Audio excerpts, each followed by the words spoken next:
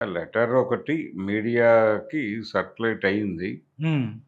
అయితే దీని మీద ఇది ఎవరిచ్చారు? నిజంగా అసలు పార్టీయే లేదు, అయిపోయింది.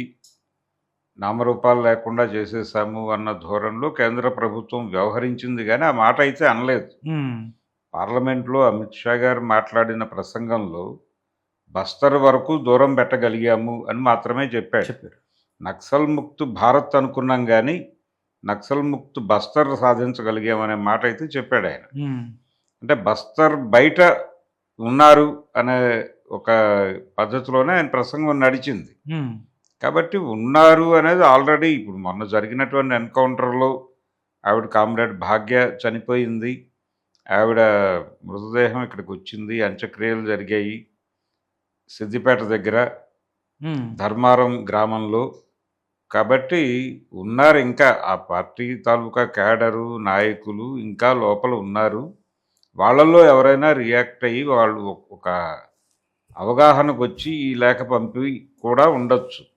అంటే ఓకే. కంటెంట్‌లో పెద్దగా ఇబ్బందికరమైనటువంటి అంశాలేవీ లేవు. బయట చర్చ జరుగుతున్నటువంటి అంశాలే ఉన్నాయి దానిలో గూడా. లేఖలో దేవుజీని కూడా వాళ్ళు టార్గెట్ చేస్తూనే లెటర్ ఉంది. హ్మ్. అంటే ప్రచండ తరహా వాదం తీసుకొచ్చే ప్రయత్నం చేస్తున్నాడు ఈయన. దేవుజీ బయటకొచ్చిన తర్వాత సరెండర్ అయ్యాక హ్మ్. లీగల్ ఫ్రేమ్‌వర్క్‌లో పనిచేస్తాను అని చెప్తూ వస్తున్నాడు ఆయన పదే పదే. హ్మ్. ఇలా చెప్పటం మొదలుపెట్టి ఆయన దాదాపు ఒక 10, 15 మీడియా సమావేశాల్లో మేము మావోయిస్ట్ పార్టీ పేరుతోనే పనిచేస్తాము. ఆ పేరుతో లీగల్‌గా పనిచేసే అవకాశం ఇమ్మని కేంద్ర ప్రభుత్వాన్ని అడుగుతున్నాము అని అడిగాడు. వేరే పేరుతోనో, వేరే పార్టీతోనో వేరే పార్టీగానో పనిచేయాలని అనుకోవడం లేదు. హ్మ్. లీగల్ ఫ్రేమ్‌వర్క్‌లో మావోయిస్ట్ పార్టీ అనే పేరుతోనే పనిచేయటానికి మాకు అనుమతినిస్తే బావుంటుంది అని రేవంత్ రెడ్డి గారి ద్వారా కేంద్ర ప్రభుత్వాన్ని కోరినట్టుగా ఆయన చెప్తున్నాడు. అది ఒక వెర్షన్. హ్మ్. ఈ లీగల్ ఫ్రేమ్‌వర్క్‌లో పనిచేస్తాను అని చెప్తూ వస్తున్నారు కానీ, ఈ రోజు వరకు ఆయన లీగల్ ఫ్రేమ్‌వర్క్‌లో ఏ రకమైన కార్యక్రమము తీసుకోలేదు. దీన్ని కూడా ఆ లేఖలో ప్రస్తావించారు. ఇదంతా ఏమిటి ప్రచండ తరహా ఆలోచనా విధానం హ్మ్. అన్నారు. ఎవరి ప్రచండ అంటే నేపాల్ ప్రచండ. మావోయిస్ట్ పార్టీ ఆ రోజుల్లో నాయకుడాయన. ఆ తర్వాత దాన్ని లీగల్ ఫ్రేమ్‌వర్క్‌లోకి తీసుకొచ్చి, ఎన్నికల రాజకీయాల్లోకి తీసుకొచ్చి, అధికారంలోకొచ్చి, తర్వాత దెబ్బతిన్నటువంటి పరిస్థితి. ఓకే. కనుక మన పార్టీ విధానానికి, పార్లమెంటరీ రాజకీయ విధానానికి తేడా ఉంది. మనం పార్లమెంటరీ పంథా కాదు అనుకుంటున్నాం. పార్లమెంటరీ పంథా దుర్మార్గంగా ఉందనుకుంటున్నాం. ఈ పార్టీలేవి కూడా సొంత ఎజెండాతోనూ, సొంత జెండాలతోనూ లేవు అనేది కూడా మన అవగాహన. మన పాత అవగాహన. ఇప్పటికీ పరిస్థితి అదే. గతంలో కంటే ఇప్పుడు మరింత జటిలంగా మారింది. సో, ఇవన్నీ కూడా కార్పొరేట్‌ల ఏజెంట్లుగా మారిపోయి వ్యవహరిస్తున్నాయి పార్టీలన్నీ కూడా. సో, వీళ్ళకి భిన్నమైనటువంటి ఎజెండా మన దగ్గరుంది. అందుకని ఈ ఎజెండాతో రాజకీయ పార్టీ పెట్టి, రాజకీయాల్లో పాల్గొని ఓటింగ్‌లోకి వెళ్లి చేయగలిగిన పరిస్థితి నిన్ను అలౌ చేస్తారని అనుకుంటున్నారా? అలా అలౌ చేసే పరిస్థితులు లేవు గదా! దాన్ని మీరెలా దాటాలని అనుకుంటున్నారు? అనే దానికి సమాధానం చెప్పండి అని దేవుజీ ముందుకు చాలామంది ఎళ్లి మాట్లాడారు. హ్మ్. ఆయన ఇవన్నీ పెద్ద విషయాలు తర్వాత మాట్లాడదాం అన్న ధోరణిలో వ్యవహరిస్తున్నాడు. ఇప్పుడు ఆయన మీద ఈ లెటర్‌లో ఆయన, ఆయన కూడా ఇంకొక పద్ధతిలో పార్టీని ఇబ్బంది పెట్టిన వాడే అని నిర్ధారించారు. హ్మ్. ఈ నిర్ధారణ అధికారికం అవునా? కాదా? అనేది ఇప్పుడు ప్రశ్న ప్రపంచానికి. జనాలకి. అంటే హ్మ్. ఎందుకు ఆయన సరెండర్ అయ్యాడు? ఆయనే కాదు ఆయనతో పాటు ఇంకొక కొంతమంది వచ్చారు బయటికి. ఆ వచ్చిన వాళ్ళల్లో ఆయనతో పాటు వచ్చిన వాళ్ళలో సంగ్రామ్ ఉన్నాడు. అంతకుముందు వచ్చిన వాళ్ళలో చంద్రన్ ఉన్నాడు. హ్మ్. వీళ్ళందరూ మీడియాతో విస్తృతంగా మాట్లాడిన వాళ్ళే ఈ మధ్య కాలంలో. ఏది మల్లోజుల వేణుగోపాలు, ఆసన్నలు పక్కన పెట్టేస్తే వీళ్ళందరూ తెలంగాణలో సరెండర్ అయ్యారు. తెలంగాణలో సరెండర్ అయినటువంటి వీళ్ళందరూ కూడా చాలా క్లియర్‌గా అరెస్ట్ అయ్యాము అని చెప్పారు. దేవ్‌జీ గూడా అదే జెప్పాడు. మేము అరెస్ట్ అయ్యాము. హ్మ్. అరెస్ట్ అయిన తర్వాత మిమ్మల్ని అంటే గతంలో సరెండర్ అవుతారా అని అడిగేవాళ్ళు. కావు అంటే కోర్టుకు పెట్టేవాళ్ళు. ఇప్పుడు పరిస్థితి మారింది. సరెండర్ అవుతామా అంటే జీవించాలనుకుంటున్నావా? మరణించాలనుకుంటున్నావా? అని అడుగుతున్నారు ఓపెన్‌గానే. డైరెక్ట్‌గా. జీవమా? మరణమా? అని అడుగుతున్నారు. అంటే జీవము అంటే తీసుకెళ్ళి ఎవరో ఒక ప్రభుత్వ అధినేత దగ్గర ప్రవేశపెట్టడం. హ్మ్. మరణము అంటే నిర్మొహమాటంగా తీసుకెళ్ళి ఏ మారేడుమిల్లి అడవుల్లోనో ముగించటం. ఇది ప్రోగ్రామ్. హ్మ్. ఇది వీళ్ళ ముందుకు కూడా వచ్చింది ఆ ప్రశ్న అనే చెప్పాడాయన. హ్మ్. మా ముందుకు కూడా వచ్చింది. మేము ఈ ఆప్షన్‌ని ఎంచుకున్నాం. ఎంచుకోక తప్పని పరిస్థితి. డూ ఆర్ డై అనే కండిషన్ వచ్చినప్పుడు అవును. ముందు ప్రాణాన్ని కాపాడుకున్న తర్వాత ఏం చేయాలనేది అప్పుడు ఆలోచిద్దాం అనుకున్నాను అని చెప్పాడాయన. చెప్పిన సందర్భంగా తీసుకెళ్ళి వీళ్ళందరినీ ముఖ్యమంత్రి గారు సమక్షంలో కూర్చోబెట్టారు. దానికి ముందు శివధర్ రెడ్డి గారు ప్రకటించి వీళ్ళందరినీ బహిరంగపరిచాడు.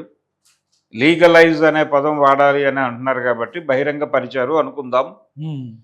బహిరంగపరిచిన సందర్భంగా మేము సరెండర్ కాలేదు. సరెండర్ అనేమో డీజీపీ గారు చెప్పాడు. హ్మ్. మేము సరెండర్ కాదు ఇది. మేము అరెస్ట్ అయ్యాం. తీసుకొచ్చి ఇక్కడ కూర్చోబెట్టి ఇప్పుడు ఎక్కడికో పంపిస్తున్నారని సంగ్రామ్ అన్నాడు అక్కడే.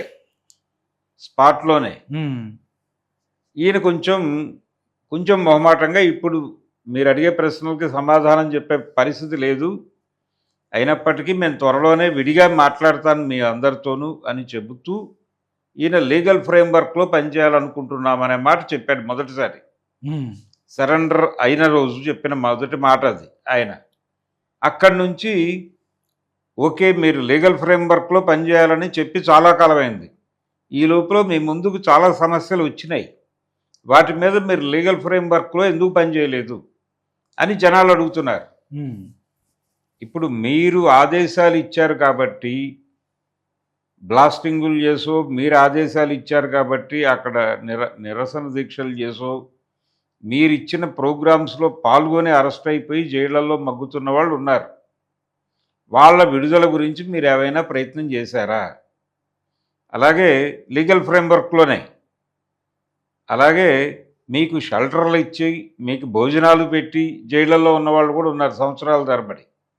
వాళ్ళ రిలీజ్ గురించి కూడా మీరు మాట్లాడాలి కదా! మీకు భోజనం పెట్టి ఆడెందుకు జైల్లో ఉండాలి? మీరెందుకు బయటుండాలి? హ్మ్. మీరు చెప్పినందుకు గాను బ్యానర్ కట్టి ఎవడో అరెస్ట్ అయ్యి లోపలుంటాడు. మీరు చెప్పారు కాబట్టి ల్యాండ్ మైన్ పెట్టి ఎవరో అరెస్ట్ అయ్యి జైల్లో ఉంటాడు.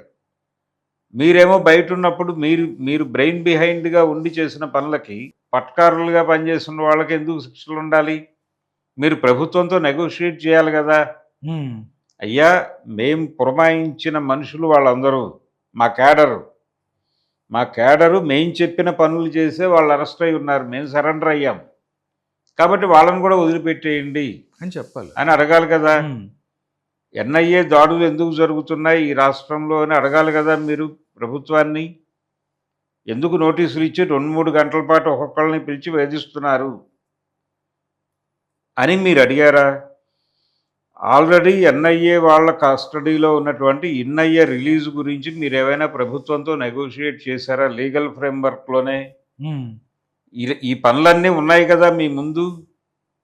వీటి గురించి ముందు ప్రభుత్వంతో మాట్లాడితే అసలు లీగల్ ఫ్రేమ్‌వర్క్‌లో పనిచేసే కండిషన్స్ ఉన్నాయో లేదో మీకు అర్థమైపోతుంది.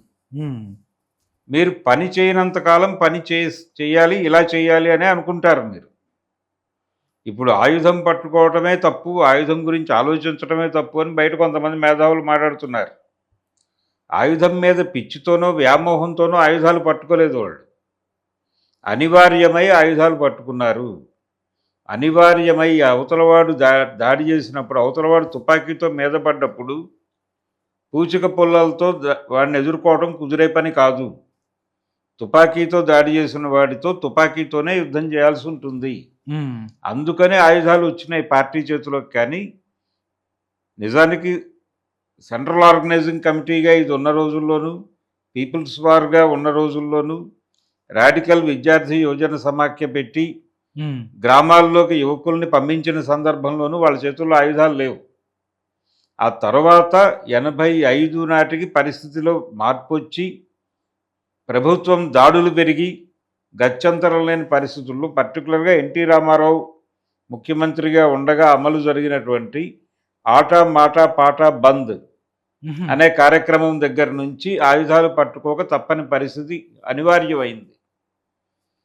దీన్ని గమనించకుండా ఈ ఈ పరిణామ క్రమాన్ని కార్ల్ మార్క్స్ కూడా సమాజ శాంతినే కోరుకున్నాడు. మావోయిస్టులు కూడా అదే కోరుకున్నారు. సామాజిక శాంతినే కోరుకున్నారు. హ్మ్. సామాజిక శాంతిని విఘాతం కలిగిస్తున్నటువంటి రాజ్యం చేస్తున్నటువంటి దాడుల్ని, అంటే ఎవరైనా కార్మికులు సమ్మె చేస్తే ఇమ్మీడియట్‌గా వచ్చి వాళ్ళు దేనితో కొడుతున్నారు? లాఠీలతో కొడుతున్నారు. ఇప్పుడు నెల్లిమర్ల జూట్ మిల్ కార్మికులు రోడ్డు మీదకొస్తే దశక రామకృష్ణ అనేటువంటి డీఎస్పీ గారు ఏం చేశాడు ఆ రోజున? వెళ్ళి బతిమాలా కాల్పులు జరిపాడు. హ్మ్. మరి కాల్పులు ఎందుకు జరపాల్సొచ్చింది? ప్రభుత్వాలు ఆయుధాలు ప్రభుత్వాల దగ్గర ఉన్నప్పుడు, ప్రభుత్వం ఆయుధాలు పట్టుకుని కంట్రోల్ చేస్తున్నప్పుడు అనివార్యంగా ప్రజల చేతుల్లో కూడా ఆయుధాలు మొలుస్తాయి. ఈ సమాజంలో ఆయుధమే ఉండకూడదు అనుకుంటే ప్రభుత్వం చేతిలో నుంచి ఆయుధాలు తీసేయాలి. ఎవరి దగ్గర నుంచి? సైన్యం దగ్గర నుంచి, పోలీసుల దగ్గర నుంచి ఆయుధాలు తీసేసే పరిస్థితి ఉందా? మనం దాన్ని సాధించుకోగలమా? పార్లమెంటరీ రాజకీయాలు, పార్లమెంటు అసెంబ్లీలు పందుల దొడ్లు అన్నాడు తరిమల నాగిరెడ్డి గారు. ఆ మేరకు ఆయన డాక్యుమెంట్ రాశాడు. అది ఉంది ఇంకా జీవించే. కాబట్టి అక్కడికి వెళ్ళి మీరు చేయగలిగేది ఏమీ లేదు అనేది స్పష్టంగా తెలిసిన తర్వాత కదా మనం ఎన్నికల బహిష్కరణ అనే నినాదంతో బయటకు వచ్చింది. ఇప్పుడు కొత్తగా పార్లమెంట్లో వచ్చిన ప్రజాస్వామ్యం ఏమిటి? ఇంతకు ముందు మనం ఎన్నికల బహిష్కరణ అన్న రోజున ఉన్నపాటి ప్రజాస్వామ్యం కూడా ఇప్పుడు అక్కడ లేదు. అక్కడ బుల్డోజ్ చేయడం తప్ప వేరే ప్రోగ్రాం లేదు. ఆ బుల్డోజింగ్ రాజకీయాల్లోకి మనం వెళ్ళాలనుకుంటున్నామా? ఆ బుల్డోజింగ్ రాజకీయాల్లో దరిదాపులకు కూడా వాళ్ళు రానివ్వరు మనని. మన్నే కాదు, అసలు ఏ పార్టీని రాజకీయాలు ఆల్రెడీ ఎన్నికల రాజకీయాల్లో ఉన్న కమ్యూనిస్ట్ పార్టీలకే దిక్కు లేదు అక్కడ. ఓటర్ రహిత ఓటింగ్ విధానాన్ని అమలు చేస్తున్నారు. తమిళనాడులో హైయెస్ట్ పోలింగ్, బెంగాల్లో హైయెస్ట్ పోలింగ్. అంటే ఇదంతా కమల ప్రభావం ఏమేనేమో అనే పద్ధతిలో ఆలోచిస్తున్న వాళ్ళు ఉన్నారు. ఇది భయపెడుతోంది. రేపు రిజల్ట్ తేడా వచ్చేసే ప్రమాదం ఉంది, ఈ ఓట్లన్నీ ఎటుబడ్డాయో తెలియదు అనే పరిస్థితిలో ఉంది. ఇదివరకు రోజుల్లో పోలింగ్ అధికంగా జరిగితే ఇది డెఫినెట్గా ప్రభుత్వం మీద వ్యతిరేకతే అనుకునేవాళ్ళు. ఇప్పుడు ప్రభుత్వాన్ని మార్చడానికి బయట నుంచి ఎవడో చేస్తున్న ఆపరేషన్ అనుకుంటున్నారు. ఈ వాతావరణం అమలు జరుగుతున్నటువంటి సందర్భంలో మీరు ఎన్నికల రాజకీయాల్లోకి వచ్చి ఏం చేస్తారు? ఏం చేయగలరు? ఏం చేయలేమనే కదా అటు వెళ్ళింది. నాగిరెడ్డి గారు ఎందుకు రాజీనామా చేశాడు ఆ రోజున శాసనసభలో? రాజీనామా చేస్తూ ఆయన చేసిన ప్రకటనే కదా అది. అవన్నీ ఆ రోజున ఆ పరిమితుల్లో ఆయనకు కూడా హింస మీద నమ్మకాలు లేవు. ఆయన చాలా స్పష్టంగా చారు మజుందార్ వ్యతిరేకి. ఎవరు? తరిమల నాగిరెడ్డి. ఆయనే పార్లమెంట్లు, అసెంబ్లీలు పనికి మాలినవి అని చెప్పాడు. చెప్పిన తర్వాత మీరు పీపుల్స్ వార్, మావోయిస్ట్ పార్టీతో సుదీర్ఘ ప్రయాణం నడిపి ఇప్పుడు మళ్ళీ ఎన్నికల రాజకీయాలు మాట్లాడటం ఎలా డైజెస్ట్ చేసుకుంటుంది ప్రపంచం? కనుక ప్రచండ నేపాల్లో గెలుపు సాధించటం అదంతా ఒక నమూనా ఉంది మనకి. ఆయన గెలుపు సాధించాడు, తర్వాత భ్రష్టు పెట్టాడు, ఆ గొడవ వేరు. కానీ ఇక్కడ సీన్ అది కాదు. ఇక్కడ కంట్రోలింగ్ వ్యవస్థ చాలా బలంగా ఉంది. స్టేట్ చాలా బలంగా ఉంది. స్టేట్ కార్పొరేటైజ్ అయి ఉంది. వాళ్ళు ప్రజల చేతుల్లో నుంచి ఆస్తులు లాగేసుకుంటున్నారు. ప్రజల్ని వాళ్ళు ఇష్టం వచ్చినట్టు ఆడుకుంటున్నారు. ఇప్పుడు ఒక విష ప్రచారం జరుగుతోంది మార్కెట్లో. ఇప్పుడు ఛత్తీస్గఢ్లోనూ, మరో చోట బస్తర్లోనూ, ఇంకో చోట మైనింగ్ని అడ్డుకుంటున్నారు నక్సలైట్లు, అందుకని నిర్మూలించాం. మైనింగ్కి మేము ఆల్రెడీ కమిట్మెంట్లు ఇచ్చేసాం కంపెనీలకి, వీళ్ళు ఇబ్బందికరంగా ఉన్నారు, అందుకని వీళ్ళని తొలగించి అక్కడ అభివృద్ధి చేయడం కోసం చేశాం ఆపరేషన్ కగార్ అనే నేరేషన్లో నుంచి ఒక అడుగు ముందుకేసి మేం రానంతకాలం వీళ్ళు మైనింగ్ చేసి దొంగదారుల్లో చైనాకి అమ్మారు అనే అభాండం వేసే ప్రయత్నం కూడా చేస్తున్నారు. ఇప్పుడు ఇంటర్నెట్లో దానికి సంబంధించిన కొన్ని స్టోరీస్ సర్క్యులేషన్లో కూడా పెట్టారు. వాటి గురించి మాట్లాడాలి కదా దేవ్జీ గారు బయటకు వచ్చిన తర్వాత. తన అజెండాలో భాగంగా తను చెప్పిన మాట విని జైళ్ళకి వెళ్ళిన వాళ్ళు, అంటే ఇప్పుడు జైళ్ళల్లో ఉన్నటువంటి మావోయిస్టు ఖైదీలు అందరి ఛార్జ్ షీట్లు తీస్తే ఆ ఛార్జ్ షీటుల్లో ఎవరు చెబితే వెళ్ళారో క్లియర్‌గా రాసుంటుంది. ఆ చెప్పిన వారందరూ సరెండర్ అయి ఉంటే, ఆ చెప్పిన వారు సరెండర్ అయి ఉంటే వాళ్ళని విడిచిపెట్టాలి అని ఒక డిమాండ్‌తో ప్రభుత్వంతో నెగోషియేట్ చేయండి మీరు. మీకు లీగల్ ఫ్రేమ్‌వర్క్‌లో పనిచేయటం ఏమిటో అర్థమవుతుంది. హ్మ్. ఆ ఒక్క పని చేస్తే గాది ఎన్ఐని బయటకు తీసుకురాగలిగితే లీగల్ ఫ్రేమ్‌వర్క్‌లో మీరు మాట్లాడి హ్మ్. బయటకు తీసుకురాగలిగితే మీతో కలిసి నడవడానికి చాలామంది రెడీగా ఉన్నారిక్కడ సమాజంలో. హ్మ్. ఈ కార్యక్రమాలు ఏది తీసుకున్నా మీతో నడవడానికి చాలామంది ఉన్నారు. కాబట్టి ఆ కార్యక్రమాలే మొదలుపెట్టకుండా మీరు ఇప్పటికీ రకరకాల ట్విస్టులు ఇస్తూ గొడవ చేయటం ఏం పద్ధతి అని అడగాలనుకుంటున్న వాళ్ళు చాలామంది ఉన్నారు. హ్మ్. దేవ్జీని, చంద్రన్నని అలాగే సంగ్రామ్‌ని కూడా. హ్మ్. ఈ టైంలో ఈ లెటర్ రావటం. ఈ లెటర్ కంటే ముందు భాగ్య మొన్న ఎన్‌కౌంటర్‌లో చనిపోయినటువంటి కామ్రేడ్ భాగ్య ఆవిడ ఒక లెటర్ రిలీజ్ చేశారు. ఆవిడ మరణానికి ముందు. హ్మ్. ఆవిడ హత్య కావించబడటానికి ముందు ఆవిడ ఒక లెటర్‌లో వీళ్ళందరినీ విమర్శించారు. విమర్శించి లేదు మేము మా చేతుల్లో ఆయుధం బలంగానే ఉంది అని ప్రకటించారు ఆవిడ. ఆ తర్వాత టార్గెట్ అయింది ఆవిడ. మొత్తానికి ఒక ఇన్ఫార్మర్ ద్వారా సమాచారం తెలుసుకొని ఆవిడని తీసుకెళ్ళి చంపేశారు. అయిపోయింది. హ్మ్. ఇప్పటికీ ఆయుధం పట్టుకుని ఉన్నవాళ్ళు ఉన్నారక్కడ. వాళ్ళు ఓకే. కూడా ఆయుధాలు పట్టుకోవడం మీద వ్యామోహంతో ఉన్నామని మాట్లాడటం లేదు. ఆయుధం పట్టుకోక తప్పని పరిస్థితి ఇక్కడ ఉంది కాబట్టి ఆయుధాలు పట్టుకున్నాం. ఆయుధం లేకుండా ఏదో చేయగలమని మీరు మాట్లాడుతున్నారు కదా! మీరు చేసి చూపించండి. చేసి చూపించి సక్సెస్ అయితే మేము కూడా రావడానికి మేము సిద్ధమే. మాకేమీ అభ్యంతరం వ్యామోహాలు లేదు. లేవు. కానీ అది అయ్యే పని కాదు అని తెలిసి కదా ఇంత ప్రయాణం వచ్చాం మనం. ఇప్పుడు మళ్ళీ ఎప్పుడో 60ల నాటి రోజులు, 70ల నాటి రోజులు మాట్లాడితే ఎలాగ మీరు? హ్మ్. అన్నట్టుగానే లెటర్ ఉంది. లెటర్‌లో కాంటెక్స్టు రాసినటువంటి కంటెంట్‌తో పెద్ద విభేదించాల్సిన అవసరం ఉన్న కంటెంట్ అయితే లేదు దానిలో. లేదు. కాకపోతే అసలు టోటల్‌గా పార్టీయే లేనప్పుడు ఈ లెటర్ ఎలా పుట్టింది అనే చర్చ జరుగుతోంది బయట. రైట్. ఈ ఈ స్థాయి లెటర్‌లు రిలీజ్ చేయగలిగినంత మెకానిజం అయితే ఉంది. కాబట్టి దీనిలో కొంత దానిలో మాట్లాడిన విషయాల పట్ల అయితే పెద్దగా వ్యతిరేకించాల్సిన సందర్భం ఏం కనబడట్లేదు. సో, ఇది అధికారము అనుకుందాం పోనీ. అనుకున్నా కాకపోయినా లెటర్‌ని ప్రామాణికంగా తీసుకొని దేవ్‌జీ సమాధానం చెప్పాలి గదా! ఒక అవును. సమాధానం లీగల్ ఫ్రేమ్‌వర్క్‌లో చెప్పమనండి ఆయన్ని. లేదంటే ఈ పనుల మీద యాక్టివిటీ మొదలుపెడితే ఆయనకే అర్థమవుతుంది. బయట ఉండొచ్చా? లోపలికెళ్ళిపోవాలా? ఆ క్లారిటీ అయినా పొందాలి. ఆయన చెప్పిన లీగల్ ఫ్రేమ్‌వర్క్‌లో కనీసం జైళ్ళల్లో ఉన్న ఖైదీల ప్రస్తావనైనా చేయగలిగితే ఆయనకి ప్రపంచం అర్థమైపోతుంది. అంచేత ఆ కదలిక లేకుండా ఈ ఉత్తరం గురించినటువంటి డిస్కషన్స్ సోషల్ మీడియాలో చాలా ఎక్కువ స్థాయిలోనే జరుగుతున్నాయి. అలాగే భాగ్య గారు రాసినటువంటి లెటర్ మీద కూడా చాలా చర్చ జరుగుతోంది సోషల్ మీడియాలో. ఆవిడ లేరు కానీ ఉంటే మాట్లాడగలిగి ఉండేవారేమో. ఆవిడ సోషల్ మీడియాకి దూరమే అయినప్పటికీ హ్మ్. ఆవిడ దృష్టికి వెళ్ళుంటే ఆవిడ ప్రాపర్‌గా సమాధానాలు చెప్పగలిగి ఉండేవారు. కానీ లేరు. ఇప్పుడు ఉన్నవారు మాట్లాడాలి. అక్కడ ఉన్నవారు వారి అభిప్రాయం వారు చెప్పారు. ఇక్కడ ఉన్నవారు వీరి అభిప్రాయం వీరు చెబితే చర్చ ముందుకెడుతుంది. లేకపోతే వాళ్ళు స్టాంప్ వేసిన దాన్ని నిజము అనుకోవాల్సిన పరిస్థితి వస్తుంది ప్రజలకి. అందుకని వాళ్ళు వేసిన స్టాంప్ నిజం అనుకోవాలా? లేదు తానేమిటో చెప్పుకోవాలా? లేదు తనకు ఆల్టర్‌నేటివ్ ప్రోగ్రామ్ ఉంటే ప్రాక్టీస్‌లోకి వస్తాడా అనేది దేవ్‌జీ గారు తేల్చాలి. ఓకే. ఇది లెటర్ ఆయన్ని కేంద్రీకరించిన లెటరే. చాలా స్పష్టంగా ఆయన పేరే ప్రస్తావించారు. ఆయన్నే టార్గెట్ చేశారు. సో, ఇప్పుడు ఆయన ఏం సమాధానం చెప్తాడు అనేది చూడాలి.